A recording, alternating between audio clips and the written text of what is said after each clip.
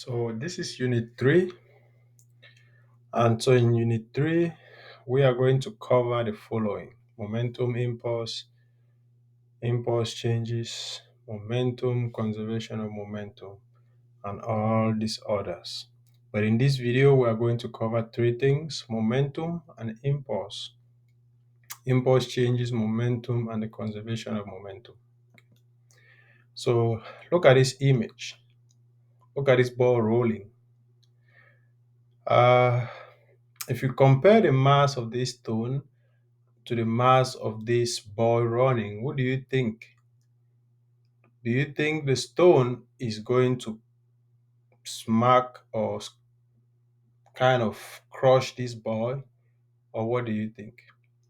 In my opinion, not that in my opinion, what is going to happen if this ball keeps rolling or keeps running in the same line with this stone is that this stone is going to grind this ball. Why? Because the stone is going to be rolling at a faster speed than the ball.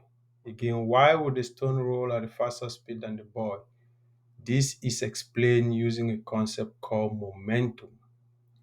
The more mass an object has, the more momentum it has. And because of that, it is going to roll at an even greater speed than the ball because it has more mass and therefore more momentum. So what is momentum? Remember, we're talking about inertia. If you guys remember unit 1, we talked about inertia, right? And we said more mass, more inertia. Same thing here, right? The same light. When we're talking about momentum, it is kind of inertia in motion, right? Which means that, remember, with inertia, we said is a resistance to change. But with momentum here, we're going to now focus on the resistance of an object that is already moving. So when an object is already moving, remember, it doesn't want to stop moving. And so the resistance or the inertia of an object that's already in motion is what we call momentum. Okay.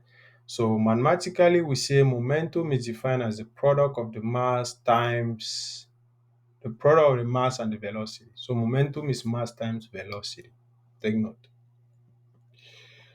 And so again,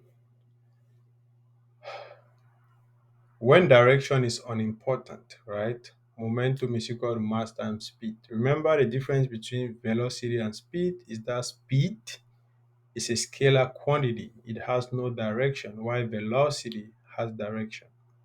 So if we don't mind the direction, or if direction is not important for the sake of the problem we're solving or we're dealing with, then we'll say momentum is equal to mass times speed. Again, when you have a high mass, guess what? You will have what? A high momentum. If you have a high velocity, you also have a high momentum. If you have a higher mass and a high velocity, the momentum is going to even be higher, right? And the reverse is true. Low mass, low velocity, low momentum. Okay. Now let's check this. You have a moving object. Again, a moving object has obviously all of the above. Okay, because it has momentum because that's the inertia of objects that are in motion, right? It has energy, right? The energy of moving objects. When an object is moving, it obviously has energy. We're going to look at that very soon. And it has speed, right? So all of the above. When the speed of an object is double, its momentum is, remember, right? If you double mass or you double speed, the same thing will happen to momentum. Now let's look at impulse. We've talked about momentum. We said momentum is the resistance of objects that are in motion. Now, what is impulse? Impulse is the product of the force times the contact time. Okay, so if you let's say you're jumping from let's say certain height, right? What we call the impulse is the force with which you land on the ground times the time you take to land. Okay, times the time you take to land. So that contact time, the time that you're going to have with the surface on which you're landing, is called the contact time. And so impulse is equal to force times time, and the formula is ft, right? F is for force, t is for time. Now if you have a great force for a long time, you will have a large impulse. If you have a great force for a long time, you will have a large impulse. And then if you have the same force for a short time, you have a smaller impulse. Okay. So look at this person that's pushing a car. So in this case, you see the hands of the person is on the car, right? So he's applying force, and for how long he keeps his hands on that car is going to determine how much impulse he has. So if you have your hand on that car for 30 minutes, then you're going to be giving more impulse to that car. But if you have it for just 2 minutes, you have less force or less impulse on the car. Now, when the force that produces an impulse acts for twice as much time, again, more time, more impulse. Take note of that, okay? So you will have the impulse increase by 2 times. Now, let's look at impulse changes momentum. Other people will call it change in momentum, okay? Change in momentum. So, change in momentum of an object is equal to the impulse applied to it, right? The impulse applied to it, which is, remember, for impulse applied to it is force multiplied by the time interval during which the force is applied. So the formula is force times time is equal to change in momentum. Very important formula in physics. Okay. Now, cases of momentum changes. When does momentum actually change? Momentum changes most often when the force that is applied to it changes, or when the speed that is up when the speed of the object or the velocity of the object changes. Now if you apply a great force for a long time, it produces a great increase in momentum. Okay, so examples of it will be: a golfer follows through while teeing off. You have a long barrel of long range cannons. Those are examples of changes in momentum. Now let's check this out. We have a cannonball shot from a cannon with a long barrel will emerge with greater speed because the cannonball receives what? Because it receives a great impulse. So remember, impulse is force times contact time. So a long barrel makes the cannonball to be in contact for a longer time. Okay, it makes it to be in contact for a longer time. So it's the same thing with a golfer. So when you see someone that plays golf, usually when they strike the ball, they keep their hand on the ball and swing it to the end for a longer time because they want to give this ball a bigger impulse. If they just strike the ball and take their hands off, it will the ball wouldn't go as far as it will when they keep their hands on the ball, giving it a higher impulse. Okay. So you have cases of momentum changes. Again, when decreasing momentum over a long time result in a smaller force. Okay, you're driving into a haystack versus into a brick wall. Okay, jumping into a safety net versus on a solid ground. Remember, when you're driving into a haystack, right, you will be in contact with it for a long time. But if you're driving into a brick wall, what happened? You are going to have a shorter contact time. When you're jumping into a safety net, you will be in contact with the net for a longer time because what happens is you will actually, as soon as you touch the net, you're going to kind of dip into the net. And that time that you are with the net, what happens to it? It gives you a higher impulse.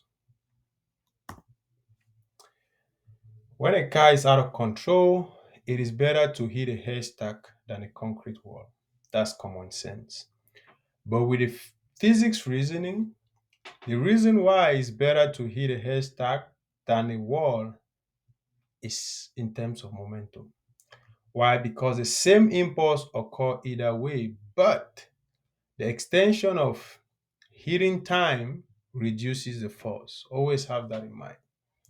When you have when you increase the contact time, what happens? Uh, uh, it increases the contact time. It increases the impulse, thereby decreasing the force. In jumping, bend your knees when your feet makes contact with the ground because the extension of time during your momentum reduces the force on you. So remember the example I was taking that when you're jumping from a certain height, it's good to scoop, right? Just scoop by bending your knees. The reason why you do that is because when you scoop or bend your knees, you're increasing the contact time you're going to have with the ground or with the surface you're landing on. And increasing the contact time reduces the force that is acting on you, thereby reducing the damage. If you do not scoop and you were actually jumping from a significant height, you can break your knees and break your bones and all of that because at this point, when when the impulse is small, guess what? The momentum is so high. A small impulse will make the momentum so high, and a high momentum will break your knees because the force is going to be so strong. All right. So when you're boxing, for those that box, for those that do or watch the boxing sport, when they give their punch, look at it carefully. You will realize that they always follow through with the punch, right? They ride with the punch because they want to increase contact time to increase the impulse. Cases of change momentum changes. Decreasing momentum over a short time. Short time interval produces a large force. Remember that. When you're jumping and you do not scoop or bend your knees, you will have a very large force. Same thing with these bricks. When someone hits the bricks, obviously you see she keeps her hand on the brakes for some time to increase the impulse. She wants to increase the impulse. Cassie splits a stack of brick by bringing her arm and hand swiftly against the brick with considerable momentum. Brief contact and huge impact force. Brief contact, huge impact. As a fast moving car hitting a haystack or hitting a cement wall produces vastly different results, both experience what? Both experience the same change in momentum, the same impulse. Although the stopping momentum is the same, whether done slowly or quickly, the force is vastly different, right? So the reason why you go through a haystack is because you want to reduce the force acting on you. You want to reduce the force acting on you. It's important for us to look at momentum, impulse, and force. Okay? Momentum, impulse, and force. Understanding the difference is very important. So you can go back and check the definition if you stay confused. When a dish falls, would a change in momentum be less if it lands on a carpet than if it lands on a hard floor? Wow. You need to be careful here. The, again, the change in momentum is both the same, right? The momentum becomes zero in both cases. So both change by the same amount. Although the momentum change and impulse are the same, the force is less when the time of momentum change is extended. So when you have a higher contact force, a higher contact time, what happens is that the force that is going to act on the dish is going to be smaller. It's actually going to be smaller. Okay. So again, it's important to distinguish between the two. Now let's look at conservation of momentum. When they say momentum is conserved, it's the same as we say energy is conserved, right? You cannot create momentum, but you can only transfer it.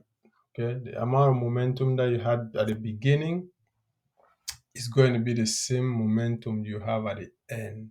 Okay, so in every case, the momentum of a system cannot change unless it is acted on by an external force. So if you have a system, will have a same momentum both before and after any interactions when the momentum does not change. When the momentum does not change. So this is summarized in what we call the law of conservation of momentum. It says that in the absence of an external force, the momentum of a system remains unchanged. The momentum of a system remains unchanged. So equation of the form, the total momentum before is equal to the total momentum after. That's the law of conservation of momentum. So when objects collide in the absence of an external force, you see the net momentum before collision is the same as the net momentum after collision. So examples of collisions can either be elastic, right, or inelastic. We're going to look at that. So for elastic collision, right, it's a collision whereupon objects collide without permanent deformation or the generation of heat. Okay, so you see objects, they hit each other, and then after hitting each other, what happens? They go back in their own direction. They don't stick together. So the whole idea here is that the objects after collision, they don't, when they hit each other, they they go back in opposite direction without sticking to one another.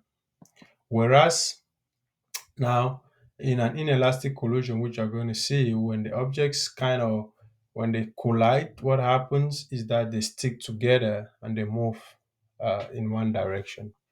So if you look at the moving green balls, right? The moving green balls initially, they are initially at rest, which means that they are not moving. Now, when you see the green ball comes to rest, right, and the yellow ball moves away with a velocity equal to the initial velocity of the green ball. So if you look at the figure, you realize that the figures A and C, you realize that momentum is simply transferred from one ball to the next. So you do not, in other words, we say momentum is conserved. Okay. Now, in an inelastic collision, you see, it's a collision whereupon the colliding object become tangled. They become coupled together, generating heat. Okay, inelastic collision, the objects stick together. So after collision, they stick together and they move with a common speed. That is that for the conservation of momentum, or the law of conservation of momentum.